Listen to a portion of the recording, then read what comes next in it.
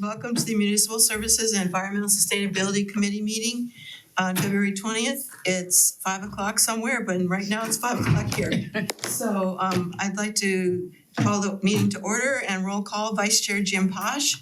Here. Member Vice President Davida Russell. Here. And I'm Gail Larson, Chair. I also at the table, we have the honor of having Sustainability Coordinator Andy Potang here with this evening. Hi. On my right is Aaron Ware, who is the Chair of the Transportation Mobility Committee. John Barber and Bill Hanahan are representing the Climate and Environmental Sustainability Committee. So I'm going to give the floor to John for the first item on the agenda, which is an invitation to the Municipal Services and Environmental Sustainability Committee and City Council to tour the Lower Lake Dam reconstruction area. Go for it. Thank you so much.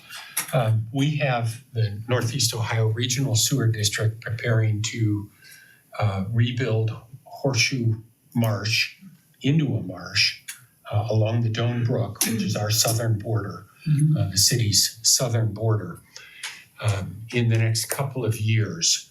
And City Council has been apprised of all the steps that the sewer district wants to take and has allocated some funding for amenities for that. Following the Horseshoe Marsh project, just downstream is Lower Lake, almost at the border of Cleveland, Shaker Heights, and Cleveland Heights. The Friends of Lower Lake has been working there now for 8 years, doing stewardship work in the park on both the North Park side in Cleveland Heights and on the South Park side in Shaker Heights. The stewardship work that we've done, I think most of you know that the dividing line for the cities goes directly down the middle of Lower Lake. So Shaker Heights has the south side of the lake and Cleveland Heights has the north side of the lake. We've been doing stewardship work on both sides. We've been giving a lot of talks on the history of the Shaker Parklands, of the Downbrook Parklands. And one of the things that has been that we have been asked repeatedly is, can you show people what the sewer district is talking about in terms of taking out the existing earthen dam from 1836 that forms Lower Lake, and they're talking about replacing it with a concrete gravity dam. What does that all mean? What does it mean for all the history of Lower Lake, both the human history and the natural history? So the Friends of Lower Lake has about an hour-long tour, foot tour, that starts on Lover's Lane on Brook Road, right? Sorry. I heard stories in high school, just heard Of course, stories. you only heard about them. About Brook Road that goes across the dam. And we would like to offer anyone who's interested, everyone who's interested, the opportunity to take an hour when the weather gets a little warmer and walk that area and look at the enormity of what the sewer district is talking about from an engineering perspective, the impact it has on some of the residents on North Park, what it will do to Coventry Road, and then what it will do to some of the woodlands that are directly behind the dam. Gail had offered to help find a good date in probably March or April. It would be about an hour. We'd ask people to wear casual shoes, especially at that time of year, it does get muddy. But to walk the dam and see the areas that are going to be renovated as proposed now by the sewer district in 2027 and 2028. But they will be coming to both cities much earlier than that with design perspectives and undoubtedly an ask for money for amenities the way they did at the Horseshoe Marsh. So the Friends of Lower Lake would like to make that available to everyone. There's no charge for this tour. There is a handout with a map and a history with the reminder that even though the Shakers get all the publicity, they were only there for 60 years and then they walked away. So it's not, even though they get all the publicity, there's much more human history than just the Shakers. Okay, any questions? When we're on this tour, John, will you be able to share with us, like, I don't have a feel, a piece of paper doesn't give me the 3D effect I want, which is why I really want to go on this tour. Will you be able to share with us what they're proposing, what the sewer district is proposing as we walk through the area? Yes. Okay. And the sewer district team for Lower Lake are primarily engineers. And so what they want to talk about is the concrete. Yeah. It's all about the concrete and the walls and the volume of water. And what we want to talk about is the human history, how it's used today by all three cities, plus people coming from a lot of other cities, the paths that are there, the fact that Lower Lake is the only lake where boating is permitted, as long as it's non-motorized boating. It's permitted 365 days a year. The only lake in the parklands where boating is permitted. I didn't realize that. The 2007 Monte Carlo that was dragged out of the lake 3 years ago, which was very exciting to see the two police departments arguing over who was going to open the trunk of the submerged Monte Carlo. So there's a lot of interesting things about that. How do you want to, first of all, go ahead, Councilor Posh. So I think this is important because we really do need to get residents to really understand as you mentioned, this is an engineering run project by engineers versus Horseshoe Lake Park, which is more run by landscape architects.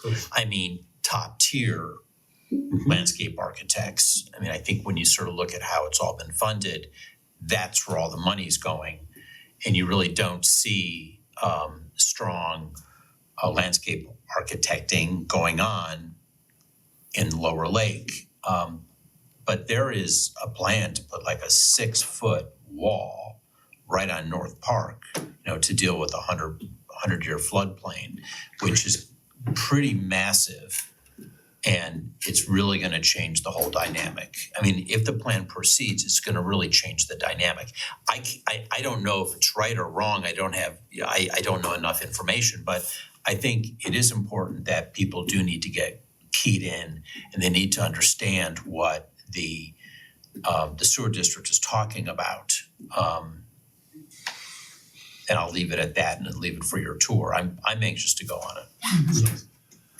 And the diagrams that they have shown so far of that flood wall, because the intersection, the northwest corner of Lower Lake, which is North Park and Coventry Road, that intersection there is the lowest part of the banks of Lower Lake. So when Lower Lake floods, the North Park Coventry intersection fills up, usually for 4 or 5 days, and blocks off that intersection in its entirety. And the solution is to put up, the proposed solution is to put up that flood wall that says the water can't get out to North Park and Coventry. From an aesthetics point of view, it's an enormous change to what's there now. And it will affect some of the human history that's there as well. Are they gonna have a road there and parking on top of the dam? Because right now there's a, place you can park. No, they won't. So Brook Road will be removed along the dam. The earthen dams are controlled by the Ohio Department of Natural Resources. And the Ohio Department of Natural Resources is the organization that's saying this dam is failing. It has to be fixed or come out, which is still a very, very viable option. Oh, it is. When you think, well, not to the sewer district. It should be perhaps elevated back into consideration a little bit more, but it has to be fixed or removed. And then there can be no vegetation on the lake side of it, on top of it, and on the back side of it, except something 6 inches or less. Otherwise, you can't see what's burrowing into it, because right now the dam is interlaced with woodchuck, groundhog, whistlepig burrows. Illegal, dangerous. It's one of the things that undermined the Horseshoe Lake Dam. It's just having things burrow into this earthen dam. The way to prevent that is to keep the vegetation low. Okay. But not aesthetic. A much different aesthetic. A much, much different aesthetic. Any questions? Anybody else?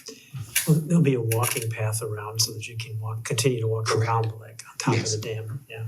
Yes, that will still be there, and there's a proposal for a self-closing gate so that when the lake floods, it will block off and force water over the top of the dam instead of into the road intersection. But to show you it in person really makes all the difference as opposed to either a map or an artist's rendition. Go ahead. So do you all have some ideals of what type of vegetation and things should be there? Yes, Okay, we certainly do. and you'll communicate that with us on the Yes. tour? Okay, Sure will. thank you. What's the best time of day for this? First, because I think sometimes in the morning, if it's mucky, it's gonna be even muckier, but would you prefer a morning or an afternoon? Late afternoon, between 3 o'clock and dark. Okay. I'm gonna start at 3 though. How long will it take? An hour, So we could start at 3. yes. And what I'm proposing is having Addie send out a doodle poll to our council members and the administration that would offer a couple of dates. Most likely Saturday or Sunday afternoon, what works best for your group? Or weekday, Weekday? yeah, whatever works, and we can also do multiple tours. Okay, I've done Okay. I've done this now 12 times or 13 times, I think. And I think that the Shaker Council wants 2 dates.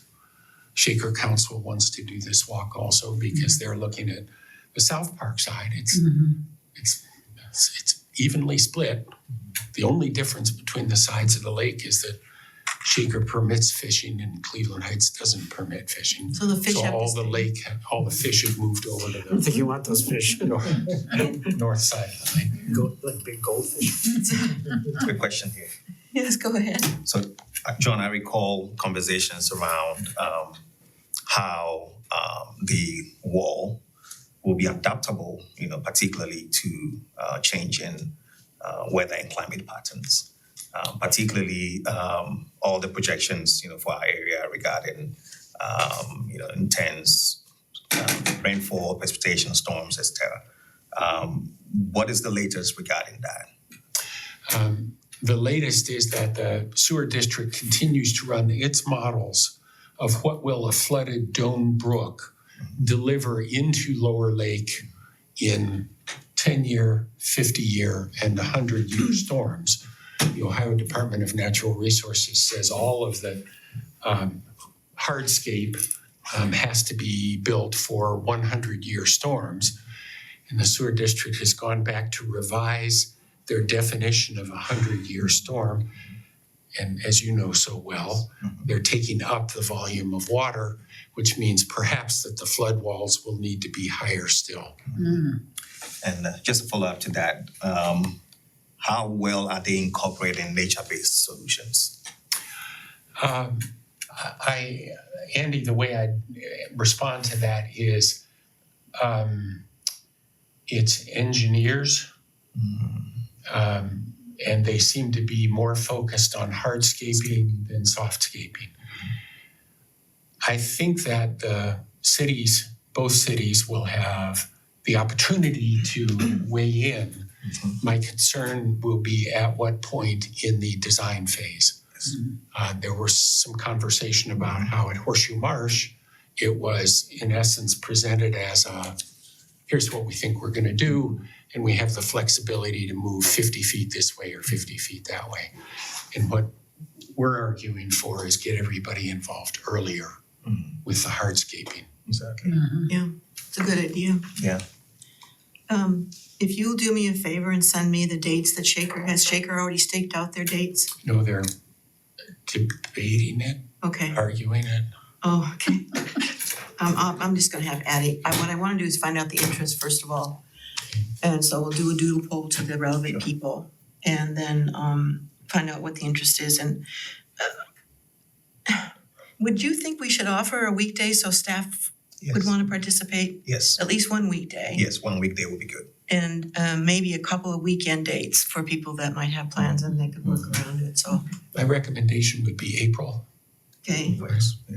And Karen's been on it, and Yes. the prior two Parks and Rec directors have been on it. Yes. I was gonna ask briefly here, there was some discussion around the trees that are currently there and how they were gonna be making sure that the overall tree canopy coverage is not altered in a way that we'll be losing, the stormwater benefits of having all those trees there. What is the plan at this time? The plan is caught between a rock and the hard place, literally, in that ODNR says that the trees currently growing on the backside of the dam, on the Coventry side of the dam, have to come out. Yes. And that's about 40 feet, 35 to 40 feet west from Brook Road, Okay. down the hill. And there are some significant canopy trees that are Yeah. affected. Yes. And they're talking about replanting trees, but as we all know, you plant a 15-foot tree, it does not replace the ecological services of a 50 or 60-foot tree. One good point here, I guess, is that most of the trees on the backside of the dam are relatively old and short-statured. There are an awful lot of dogwoods, a lot of crab apples that were planted in the 1940s, and they're continuing to resprout and all. There are not going to be a lot of oaks or sycamores or some of our really powerful canopy trees won't be affected. And we do have, and we'll show you, an approximate clearing line, because there is also the Shaker Lakes Garden Club historic wildflower garden that goes back to the 1920s. And that has some very, very important canopy trees in it that are not on the chopping block. Oof. Sorry. Unintended. all right, it should be interesting. So more to Look come on forward to that. it. It's a field trip, Yes. Yeah. something other than this conference room. There you go. Thank you very much. Thanks, John. Okay, next on the agenda is the Climate and Environmental Sustainability Committee to talk about 2024 accomplishments and 2025 priorities. John Barber and Bill Hanahan are here to present that for us.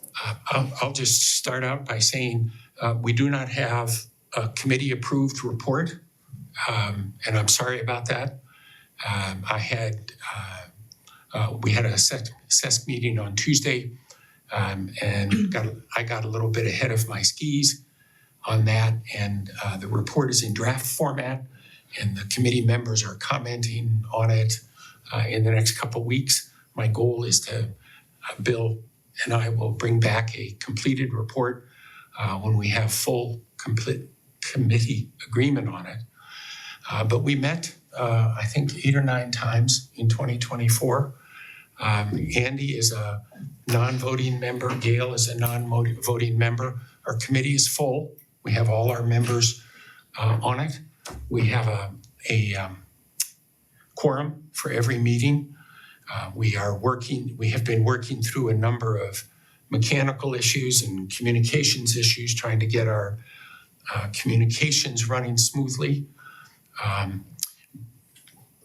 Our biggest focus has been working to support Andy and his work with Melanie Nutter to get the CARP issued, which we are close to. And we have also taken other items that have not been at the top of the CARP priority list, where committee members have said, for example, we would like the city to have a composting drop-off site, north side of the city, south side of the city, where residents can drop off their composting. We need a certain dollar amount in the budget to make that happen. And Gail has been working to get that into the budget. Bill, do you want to talk about the tree Sure. commission? Yeah, I mean, one of the things that comes up in this topic, of course, with the environment and sustainability is tree canopy, which we just were talking about, obviously.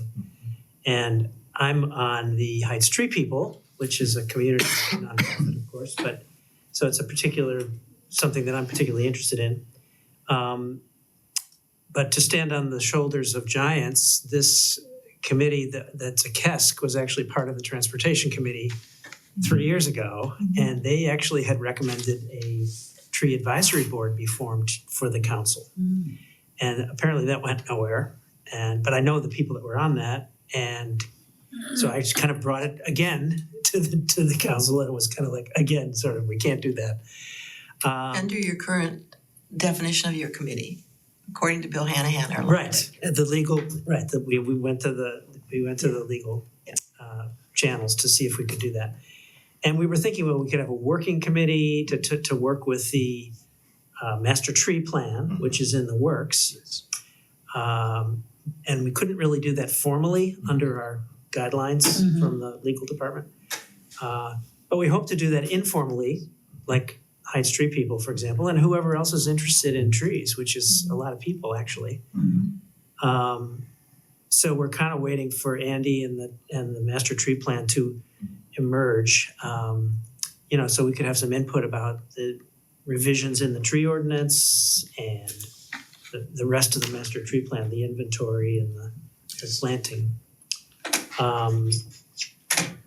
So that's about it. I mean, one of our things is to educate the citizens about the benefits of having a tree canopy, health benefits, childhood asthma, stormwater mitigation.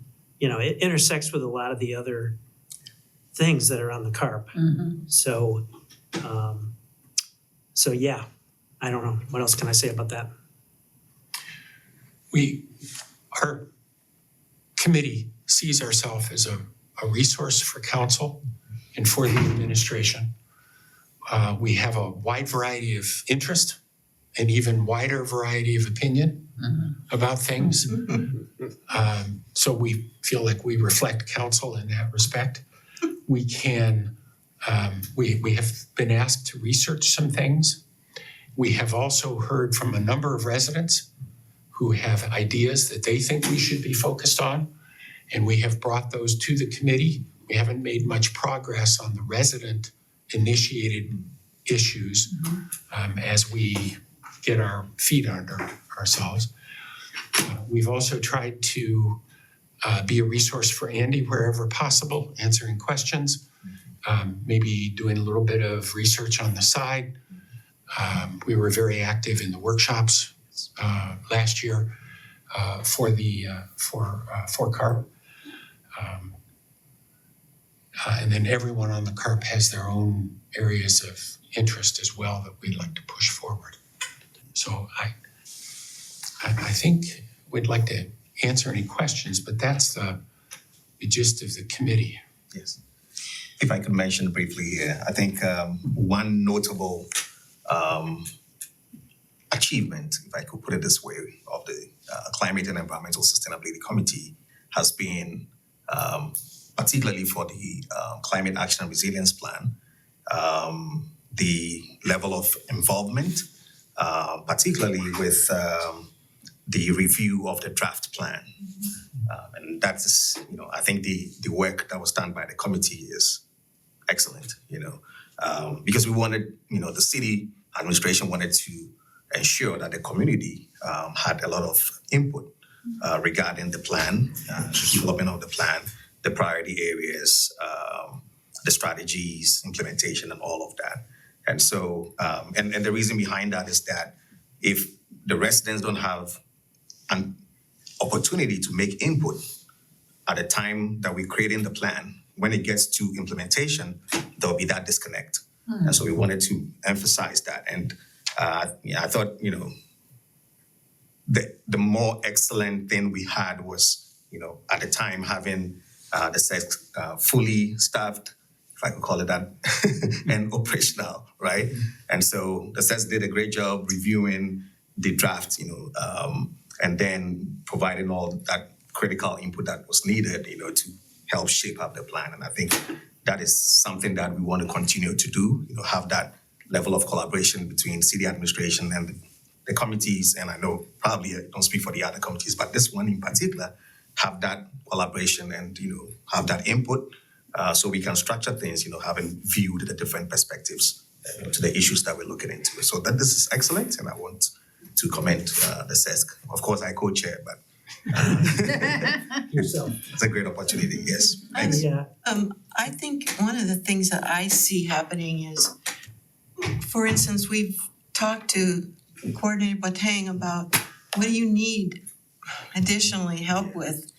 And we had that emerge this week in our meeting where one of our members, Mohammed, Yeah. volunteered to help with data.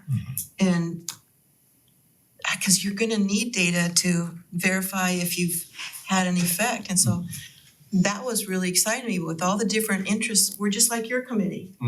There's so many different backgrounds and experience levels in that committee that as opportunities emerge for you to have more support, I'm pretty much guaranteeing that there'll be somebody that will step up and say, that's, we can help with that. So I would like to help with that. So it's been a good collaboration, and I'm excited about to see where it goes from Yeah. here.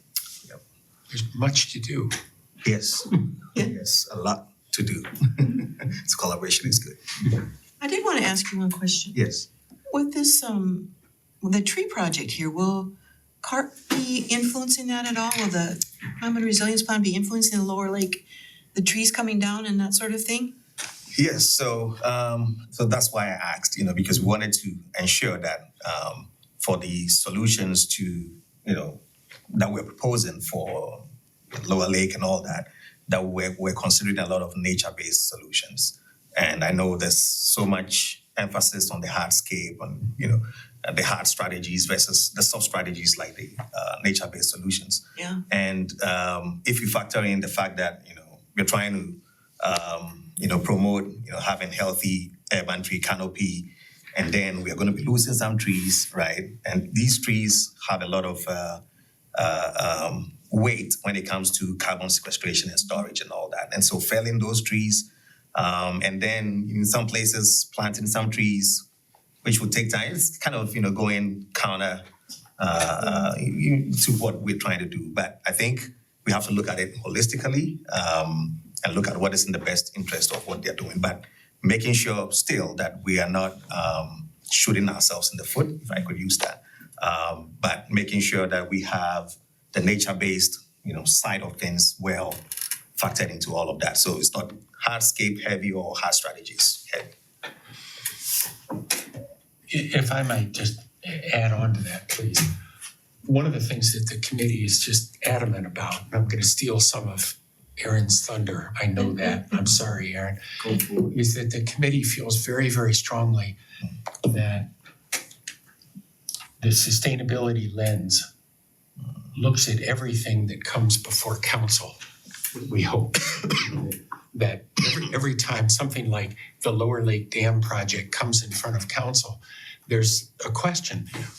Have we looked at this from a sustainability perspective? Because we're hoping that lens goes into place, just like Aaron's going to talk about the transportation and mobility lens.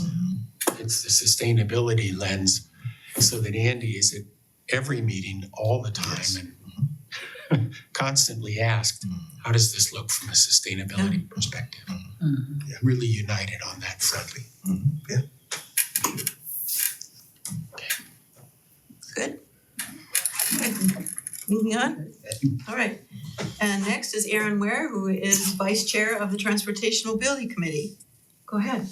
Good evening, y'all. Good evening. Aaron. Been in Cleveland Heights for 8 years. I live off Taylor Road on Winsford. I do serve on the Transportation and Mobility Committee. And like y'all group, we got opinions. There's a bunch of experts around the table, so we get to learn a lot from each other. I know Howard was I think he headed up NOACA for a little bit. Gail Lewin is a civil engineer. Fern is an author, and she takes public transportation often. For us who, ride in cars, we don't always get that perspective. So I like what she brings to the table. We miss Kemp. Kemp was in a wheelchair, but he gave us kind of like the mobility limited perspective, right? So we got what Councilman Cobb, he came a few weeks ago, was it? Yeah. And we're looking for, what are we down, 1 or 2? we're down one. You're down one. Yeah, we're down one. So he's on the job scoping out some more folks. But either way, yeah, so I'm co-chair and basically I'm gonna share some of our overarching goals. We're still trying to get our feet under us, but we've really been focused on things that are like budget sensitive just based on the time of year. But really just kind of straight out of the legislation for the committee, we kind of broke up our backlog into buckets. So we got an ideation bucket, or we want to develop and vet ideas for the creation of safe and multimodal citywide network transportation options. Because we want folks to get around the heights however they need to get around the heights. ADA compliance, public feedback, but really providing a forum for constituent input. So really getting some folks in a room, right? And creating a space for them to talk to us. Stakeholder engagement strategy to recommend strategies to engage stakeholders. So whoever has a vested interest in transportation and mobility in the heights. And then finally, policy review, where we spent a lot of our time so far talking about safe streets, Vision Zero, and all of that stuff. So we really want to build good relationships with council, with our other committees, and support one another, and get leadership buy-in for some of this work so that we can make Cleveland Heights even more safe for transportation and mobility. So that's overarching. And then I'll drill down on just some specific things we've been talking about, right? So right now, our key concerns are the 2025 resurfacing projects. We've got Eugla Heights, North Park, Yellowstone, Altamont.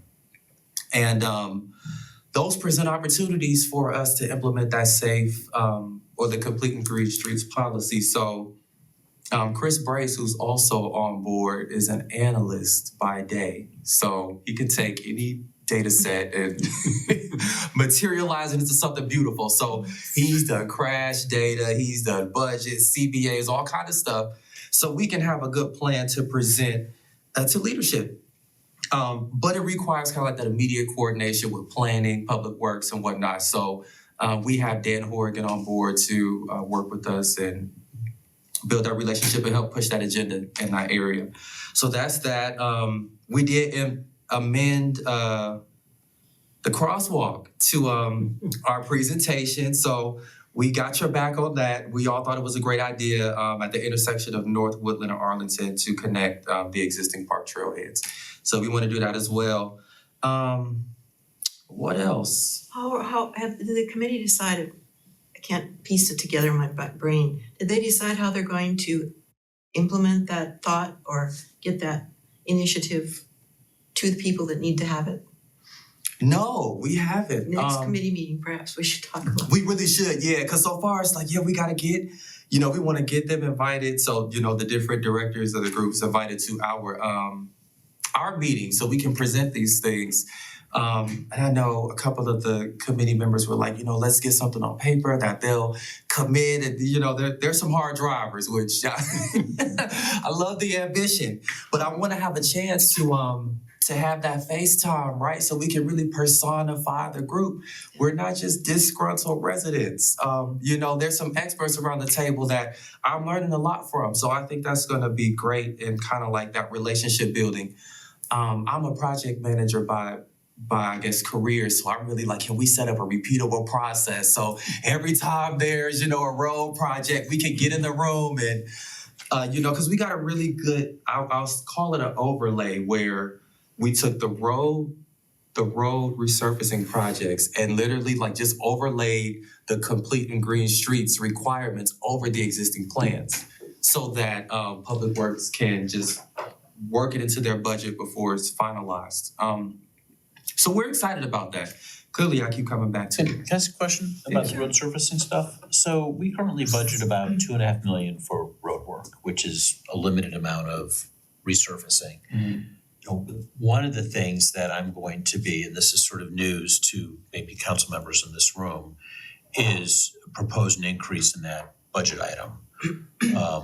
When you look at other cities, other things that were asked for, in my opinion, it's a higher priority need. So if we were to double that amount, how much does that impact these overlays that you're talking about? I mean, does some of this work anticipate additional expense that the city would have to deal with? Yeah, yeah. So you doubling that is going to help us because it ain't cheap, right? I don't think. I'm throwing, by the way, throwing a number out irresponsibly because none of us have talked about it yet. Yeah, As understood. as council members, just saying, and I'm one of 7, so. those were- Understood. Yeah, we could. That would help us. Because the roads, the resurfacing money that's what it's used for, is resurfacing. It doesn't have any plan in there for a bike lane or adding a sidewalk if there's no sidewalk in that area. It's like, Mhm. so it would add on to cost Mhm. ultimately, right? Mhm. So, thank you for doing that though. I like that. Well, Yeah, that'd be we cool. haven't done it yet. Well, Starts out as an idea. Everything starts as ideal, you're right. But I'm wondering, what would you need? Is there any information that we could provide in order to, help with that effort? Probably too premature. Okay. It's probably too premature. I mean, I think there's enough people that understand sort of the importance of this funding and where it needs to go. But, I think there's lots of competing priorities in this city, and I think, council has one voice of many on what's a priority. Mhm. So, Understood. Aaron, could I just mention one thing? One of the things that I think is so exciting about having everybody in the room here together is that I'll use North Park as an example because they just started on North Park on the resurfacing on Tuesday. At Fairfax and Arlington, across North Park, there are 2 desperately needed crosswalks. So the view that transportation and mobility brings is fantastic. There are several broken stormwater outfalls that are flooding into Lower Lake that should be fixed at the same time. And under North Park, there are sanitary sewer leaks that are going into those stormwater outfalls. So in talking with Colette, with Director Klingscale, trying to get all of those perspectives about can we look at some stormwater? Can we look at some crosswalks that are desperately needed? All while it's a simple resurfacing, there's a lot more pieces to it. We put the sustainability lens over, we put the transportation and mobility lens over it, and the project grows, and Jim, it gets more expensive. but multidimensional and influenced by the people that need to be at the table to just talk about these things, right? Mhm. And that's why you're saying don't eat the fish out of the lake? I'm just. Especially if you're pregnant. I think it's To good to mention- look at it that way, though. All those different Yeah. overlays. Yeah, to mention briefly here, I know the city has been particular about how to ensure that our green or complete street policy of 2018 comes to life in some of these areas, just like you mentioned. And so looking at all the green elements that should be there and maybe looking at possibly doing a dig once approach to things and not, revisiting, because sometimes it means that when you try to incorporate another element, you could be structurally destabilizing what you have done previously whilst you addressed another thing. And so we want to look at this more comprehensively and ensure that we have all the green elements in there, which will include, bike lanes, which will include the storm water side of things, safe crossing, all of those elements, and make sure that the streets are in good shape as well, right? Yeah. Yeah, while the hood is up, do it all. Perfect. What else can I share? I would just say that's where our focus is right now, is completing green streets. We're just trying to get things in order while people are still having money conversations, right? But then I would expect that once the weather gets better, we'll try to create some type of community forum. Somebody even talked about like a transportation and mobility open house, which I like, right? set up shop somewhere for a few hours, let folks come through. Because, I mean, we're doing this to make sure that the community's voice is a part of all of this as well. So we're excited about 2025. So, y'all got questions? So do you look at any of this thing through a safety lens at all? As far as impacts of doing and not doing? Not necessarily doing or not doing, but dangerous areas that need improvement. Oh, yeah. So one of our overlays kind of drills down on like some areas or high accident prone intersections. We've got crash data. We've got a financial analysis for how much the crashes cost the city. So we do have some information on safety, enough to where once this is implemented, we could probably go back and see how much it moved the needle. I know Chris has Yeah, made presentations to us about some costs of what, fatalities. I mean, cost of fatalities, which is huge, not necessarily paid by the city, but, paid by society in general. I'm just wondering if I'm just trying to look at this from an intersection point between this committee and the Public Safety Committee. definitely. And the Comprehensive and Safety Action Plan, CSAP, Mm-hmm. I'm getting it right, is gonna be ready, and good to go, I think maybe in the next couple of weeks or so. The planning department, coordinates everything regarding that plan. And I think you should, get in touch with planning to see how you can factor some of those, solutions from the plan and recommendations, into some of the things you're considering, because Yeah. there's work already done, I'm sure it's near completion, because it's at that final stage where we are just making edits and all that. And so it will be beneficial to have that in there as well. Yeah, we've got an overlay of CSAP too, and I think a little bit of Vision Zero. It's like 3 different, overlays that we went through and applied to the resurfacing plan. Sure. Yeah. It's kind of like you're not just looking at a flat piece of paper, you're looking at the different layers of the Yeah. impacts of planning only for vehicles and not thinking about all the other people that may use that space. Mm-hmm. And it really requires your brain to just open up and be adaptable and start thinking about out of the box stuff too, right? Because Yeah, and be more accommodating of the various perspectives, Yes, because, yes. it's like I always say, things don't exist in isolation, they exist within a unique geographic context. And within that, you have different things at play, whether it's the trees, the stormwater side of things, or the mobility, sidewalk, safe crossing, all of that. So you have to look at it, more comprehensively. And I think some of the recommendations from this comprehensive and equitable safety action plan, definitely will be very helpful to that course. So So we should know, I think they're presenting to council when it's Sometime final. soon. Yeah, so we'll know. And that may Couple be of something weeks. might wanna consider. Well, I think they will, and I think you'll bring it to the forefront anyway on an agenda item. Mhm.